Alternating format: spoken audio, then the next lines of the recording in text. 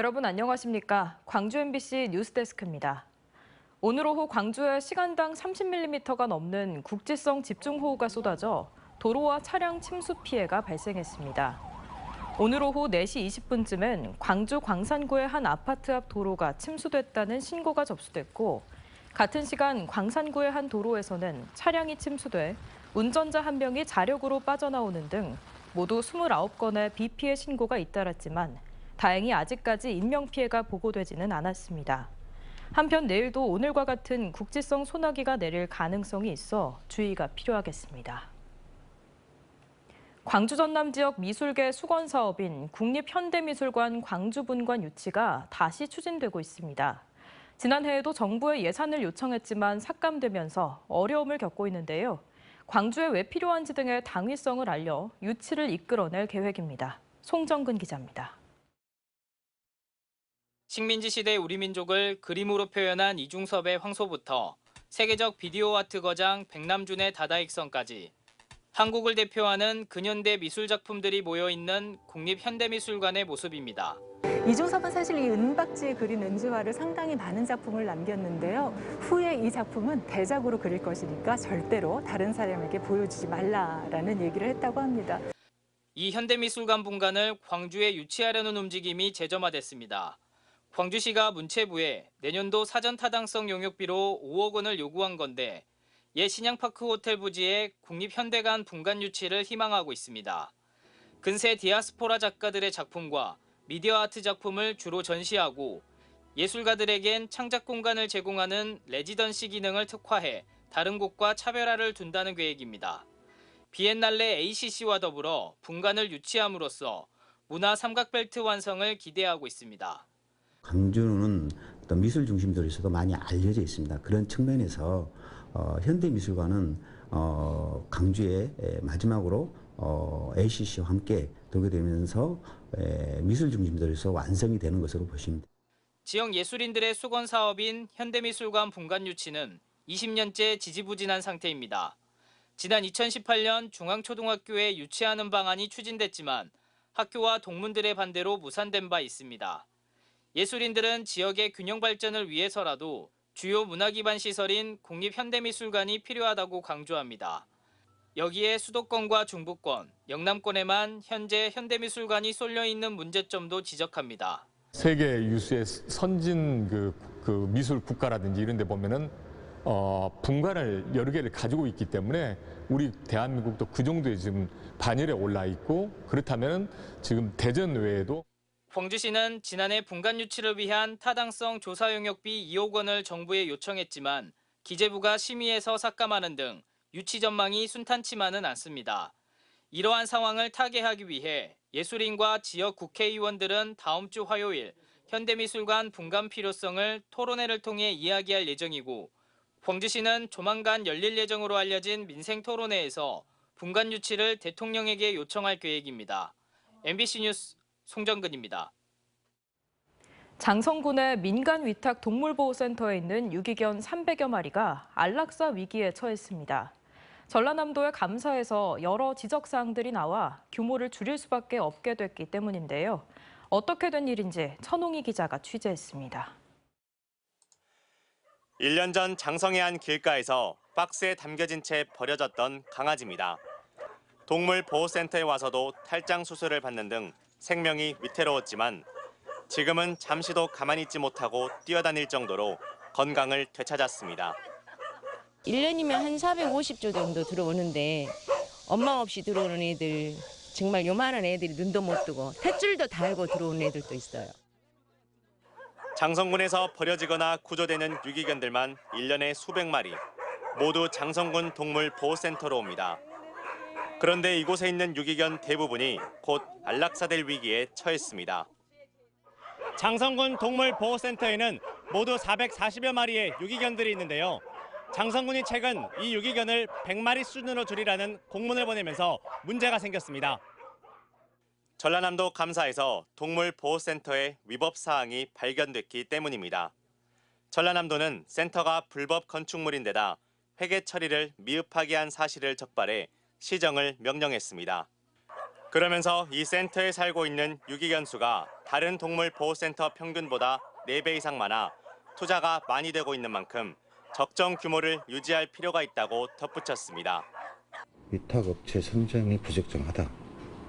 지금 현재 보관하고 있는 개체 수가 다른 시군에 비해서 월등히 많다.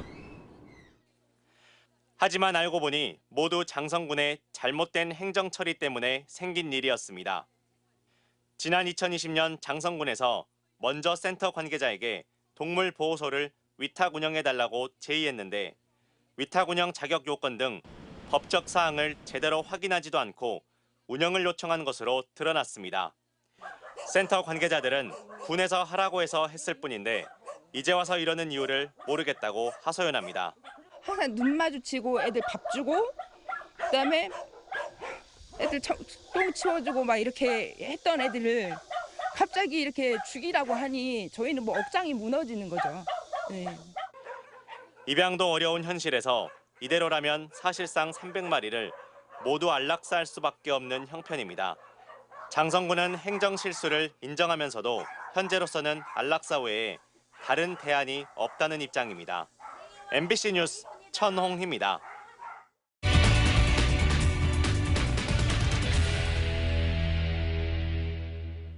어제 위험천만한 농기계 사용 현장 실태 전해드렸습니다. 기계를 안전하게 다루는 방법을 숙지하고 있는 것이 무엇보다 중요한데요.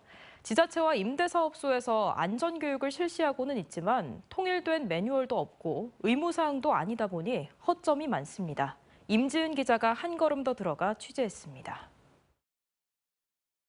농기계 사고는 사상률이 다른 사고에 비해 높습니다. 사고를 당한 10명 중 8명이 죽거나 다치고 있는데 농촌 인구가 많은 일부 자치단체들은 이 때문에 별도의 조례를 만들어 농기계 안전교육을 받도록 하고 있습니다. 담양군에서는 농민이 농기계를 임대하기 위해서 교육을 받도록 조례가 만들어져 있습니다. 작년에 했던 교육 올해 또 하고 올해 했던 교육 내년에 또 하니까 그래도 자기 개인의 안전을 위해서 이렇게 교육을 해마다 받죠. 하지만 모든 자치단체가 이런 식의 교육을 하지 않는다는 게 문제입니다. 자치단체마다 조례가 있기도 하고 없기도 하다 보니 명확한 기준이 없어 농기계 교육 내용과 대상이 들쑥날쑥입니다. 규정은 없어요. 기존에 사용하시고 있거나 또 임대하신 분들이 받으러 오시지는 않으시더라고요. 농기계 사용법을 배우는 실습장이 없거나 안전교육을 제대로 이수했는지 확인을 하지 않는 자치단체도 있습니다. 장소냐 교육장이랄지 실습 현장이랄지 이런 데 가지고 좀 협소해가지고 지금 그건 못하고 있습니다. 교육 이수하고는 상관없습니다. 임대하고는. 특히 농기계 임대 수요가 급격히 많아지는 농번기 때는 안전교육이 뒷전으로 밀려나기 일쑤입니다. 농업인이 와서 쫄르거나 뭐 바쁘고 이러면 지역 주민한테 무시할 수 없잖아요. 해외에서는 농기계 사용에 엄격한 규제를 적용하고 있습니다. 캐나다 노바스코샤주에서는 근로자의 안전보건 관련 규정에 따라 비영리 단체가 만든 교육 커리큘럼을 반드시 이수한 농민들만 기계를 사용할 수 있습니다. 이마저도 유효기간이 지정돼 있어 일정 기간이 지나면 다시 교육을 받아야만 합니다. 하지만 한국은 관련 법안조차 마련돼 있지 않습니다. 안전교육 이수를 의무화할 수 있도록 하고 매뉴얼을 좀 정해서 전국적으로 좀 표준화를 좀 할 필요가 있겠다. 농림부하고 함께 이런 부분들을 좀 법적으로 의무화할 수 있는 그런 방안이 있는 건지. 농기계 사고에 대한 경각심은 높아지고 있지만 매년 사고는 끊임없이 반복되고 있습니다. 지자체 기준에 의존하는 것을 넘어서 더 꼼꼼한 제도 마련이 필요해 보입니다. MBC 뉴스 임지은입니다. 밤사이 장흥의 한 사찰에서 불이 나 1억 6천만 원의 재산 피해가 발생했습니다. 영암의 한 공사장에서는 60대 노동자가 굴착기에 깔려 숨졌습니다. 사건 사고 소식 신광아 기자가 보도합니다. 석조 불상이 까맣게 그을렸습니다. 전남도 문화재인 2.38m 크기의 석불은 곳곳이 깨지고 부서졌습니다. 어제 오후 8시 15분쯤 장흥 미륵사 대웅전에서 불이 났습니다. 다친 사람은 없었지만 대웅전이 모두 불타 소방서 추산 1억 6천여만 원의 재산 피해가 발생했습니다. 경찰과 소방당국은 정확한 화재 원인을 조사하기 위해 합동 감식을 실시하고 있습니다. 석가래 등으로 연소 확대가 되어 지붕 외부에서 방수를 해도 기와 등으로 물이 침투되지 않아서 진압상 애로사항이 많습니다. 어제 오전 7시 30분쯤 영암군이 발주한 3호 보도블록 교체 현장에서 60대 노동자가 굴착기에 깔려 병원으로 옮겼지만 결국 숨졌습니다. 경찰과 노동당국은 운전자를 업무상 과실치사 혐의로 입건하는 한편 중대재해처벌법 위반 여부를 검토하고 있습니다. 오늘 오전 8시 30분쯤에는 지하 10m 깊이의 해남군 상하수도 작업 현장에서 일하던 노동자 2명이 일산화탄소 중독 증세로 병원으로 옮겨졌습니다. MBC 뉴스 신광하입니다. 지난달 신안군 해상에서 발생한 여객선과 공사용 철선 충돌 사고의 문제점을 짚어보고 있는데요. 오늘은 발주처인 한전 측이 제출한 사업 계획서를 살펴봤습니다. 그럴듯한 조치 계획이 담겨 있는데 허가를 받고 공사가 시작된 뒤에는 제대로 지켜졌을까요? 김규희 기자가 취재했습니다. 송전솔로 발주처인 한전 측이 공유수면 점 사용 허가를 위해 신안군에 제출한 계획서입니다. 해경과 목포지방해양수산청 그리고 어민단체의 협의 의견을 받았습니다. 공사 중 우려되는 상황마다 한전 측은 조치 계획을 담았습니다. 이 가운데 여객선 운항 관련 부분, 통과 선박들의 운항에 지장을 줄 수도 있을 것으로 보인다는 의견에 기존 전선 높이를 최하 29m 이상으로 설계했다고 밝혔습니다.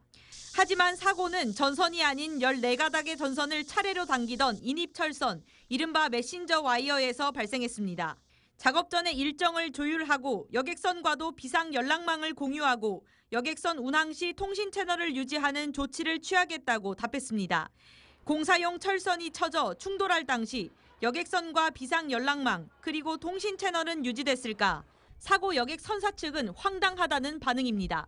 그런 것도 없고 연락도 없었고요. 뭐 그 작업하는지도 몰랐고 저희들은 아무 공 받지도 못했어요. 그쪽에서 아예 그냥 자기들이 나름대로 그냥 생각해가지고 그걸 설치한 거예요. 한전 측이 그나마 해경과 목포해양수산청에 보냈다는 공사 계획서도 월별 계획서 수준. 여객선 항로에서 이뤄지는 일별 작업 상황은 전혀 공유되지 않았습니다. 사실 저희들이 이제 작업 계획만 제출하게 돼 있지 날마다 그 작업 내용을 관리 루그가 있는 건 아니었거든요. 허가를 위해 제출했던 계획조차 지키지 않은 한전 측과 시공업체. 말뿐인 계획 아니었냐는 비판에도 할 말이 없게 됐습니다. MBC 뉴스 김규희입니다.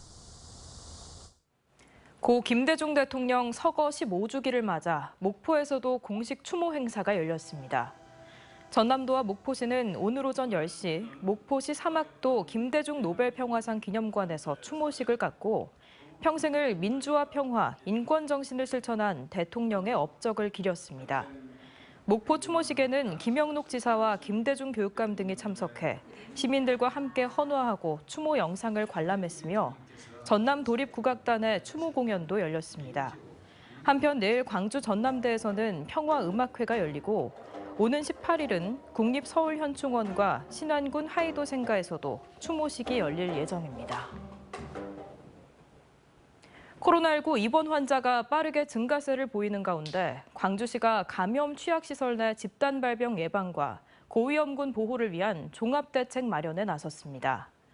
광주시는 자치구 보건소와 감염병 관리 지원단과 함께 긴급회의를 열고 감염병 대응 인력과 먹는 치료제 수급 관리 상황 등을 점검했습니다. 광주 지역 200병상 병원급 표본 감시기관의 8월 둘째 주 입원 환자는 55명입니다.